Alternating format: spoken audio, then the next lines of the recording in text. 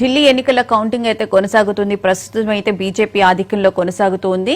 అయితే కేజ్రీవాల్ కూడా 2 గంటల తర్వాత, దాదాపు 2 గంటల కౌంటింగ్ తర్వాత కొంచెం స్వల్ప ఆధిక్యంలో అయితే రావడం జరిగింది. మనీష్ సిసోడియా వచ్చేసి కూడా 1800 ఓట్ల ఆధిక్యంలో అయితే కొనసాగుతున్నారు. ముఖ్యంగా ఆప్ ఓడిపోవడానికి కూడా చాలా కారణాలు అయితే కనిపిస్తున్నాయి. లిక్కర్ స్కామ్ తో పాటు డ్రైనేజీ సమస్య, నీటి కొరత, పొల్యూషన్ ఇవన్నీ కూడా ప్రధాన కారణాలుగా చెప్తూ ఉన్నారు. సో మనతో आने के पहले कि 12 घंटे का इंतजार है। दिल्ली में स्पष्ट रूप से प्रधानमंत्री जी के नेतृत्व में भारतीय जनता पार्टी की सरकार बनने है। मैं पहले से बताता कि चुनाव लड़ते समय उम्मीदवार का आचार शुद्ध होना, विचार शुद्ध होना, जीवन निष्कलंक होना, जीवन में त्याग होना और अपमान करने की शक्ति होना, ये गुण अगर उम्मीदवार में है तो मतदारों को विश्वास आता है ये हमारे लिए कुछ करने वाला है। मैं बार बार बताते गया लेकिन उनके दिमाग में नहीं आया और आखिर शराब के बारे में उन्होंने एक मुद्दा उठाया कि शराब की दुकान, उसमें शराब की बात क्यों आ गई? पैसा, धन और दौलत। शुरुआती रुझान में बीजेपी बहुत आगे है, 40+ सीटों पे अपना रुझान में बढ़त है और मुझे लगता है कि ये थोड़ा उधर इंतजार करेंगे हम, इससे भी बेहतर टैली आके रुकेगी ऐसा मेरा विश्वास है। मगर अब आज तो बहुत ज़्यादा बोलने की आवश्यकता नहीं है। ये जरूर दिख रहा है कि दिल्ली की जनता ने मोदी जी की गारंटी को स्वीकार किया है और यही फाइनल टैली होगी ऐसा मेरा विश्वास है। देखिए उसमें कोई दो राय नहीं है, दिल्ली का प्रत्येक तबका अब आम आदमी पार्टी से दूर हो गया है। रुझान में वो दिख रहा है, एग्जिट पोल में भी दिख रहा था और मुझे लगता है कि आज रिजल्ट वैसा ही होगा कि आम आदमी पार्टी ने जिस प्रकार से अकर्मण्यता दिखाई, जैसे उन्होंने जनता को तकलीफ दिया, स्वयं भ्रष्टाचार किया, शीश महल की प्रवृत्ति रही, तो आज जनता उसका रिजल्ट दे रही है और मुझे पूरा विश्वास लगता है कि अंत तक ऐसे ही रिजल्ट आएगा। नहीं, कांग्रेस अभी किसी तरह मुझे लगता है कि जो मैं वोट शेयर देख रहा हूं तो लगता है कांग्रेस अपने भविष्य को लेकर के चिंतित दिख रही है, लेकिन खाता खोलने का तो मुझे भी कहीं से अंदेशा नहीं दिख रहा है।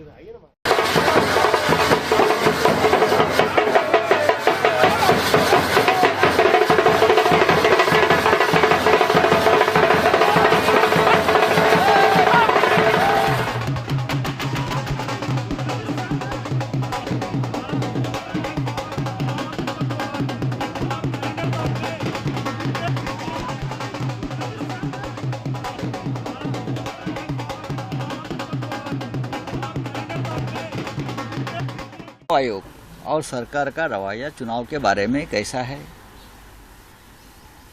किस प्रकार से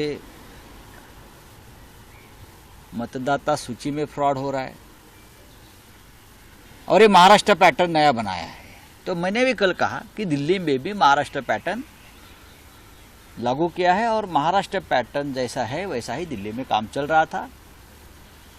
चुनाव आयोग आंख बंद करके बैठा था और मुझे कल पूछा, मैंने कल कहा कि 39 लाख वोट जो महाराष्ट्र में 5 महीने में बढ़े उसका आगे क्या होगा। तो मैंने ये कहा ये 39 लाख वोट अब बिहार में शिफ्ट हो जाएंगे, उसमें से कुछ दिल्ली में भी आए हैं। लेकिन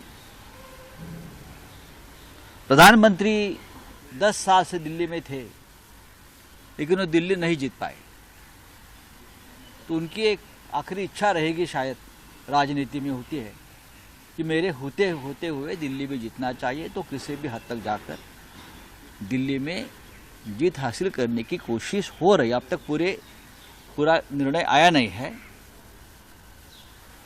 कांटे की टक्कर है। अगर कांग्रेस पार्टी और आपका मनोमिलन होता तो अच्छी बात रहती।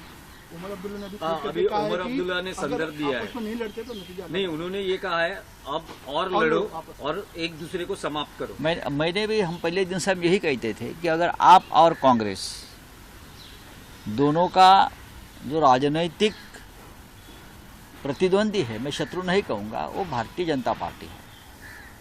हमको भारतीय जनता पार्टी की हराने के लिए, सत्ता से दूर करने के लिए आप भी लड़ती है, कांग्रेस भी लड़ती है, लेकिन अलग अलग लड़ते हैं। अगर एक साथ होते तो दिल्ली का नतीजा डेफिनेटली पहले 1 घंटे में ही बीजेपी की हार सुनिश्चित हो जाती। लेकिन कांग्रेस कुछ खास परफॉर्मेंस नहीं कर पाई है, सिर्फ एक जगह पर ही वो आगे दिख रही है। खाता खोल दिया बस, और क्या है। खाता खोलने के लिए ही सब लोग उतरते हैं मैदान में, लेकिन उससे हमको सबक लेना चाहिए। सबसे पहले दिल्ली में 5 साल से केजरीवाल सरकार को कोई काम करने नहीं दिया। जो लेफ्टिनेंट गवर्नर है वो गुजरात से लाए हैं, मिस्टर सक्सेना, आपको मालूम है। लेफ्टिनेंट गवर्नर के हाथ में पूरी ताकत, सभी प्रमुख नेताओं को भी जेल में डाल दिया। उसका भी ये नतीजा है। आप सभी प्रमुख नेताओं के ऊपर आपराधिक मामले दर्ज करेंगे, जेल में डालेंगे और चुनाव जीतेंगे। ये एक फॉर्मूला महाराष्ट्र में हुआ, अब दिल्ली में है, शायद अब बिहार का चुनाव है तो बिहार में भी यही करेंगे। महाराष्ट्र में क्या हो गया, मैंने बोला ना, महाराष्ट्र पैटर्न। ये महाराष्ट्र पैटर्न है। लीडरशिप को ख़त्म करो। जो लीडरशिप मोदी जी के सामने खड़े होने की कोशिश करती है, उनको हर हाल में ख़त्म कर दो, हरा दो, चाहे कोई भी कीमत चुकानी पड़े, हरा दो। ये महाराष्ट्र में हुआ है, ये हरियाणा में हुआ। लोग क्या आपको लगता है बीजेपी को वोट कर रहे हैं? नहीं नहीं, बीजेपी को वोट करना कोई नहीं चाहता है। ये तो जबरदस्ती का वोटिंग है। लेकिन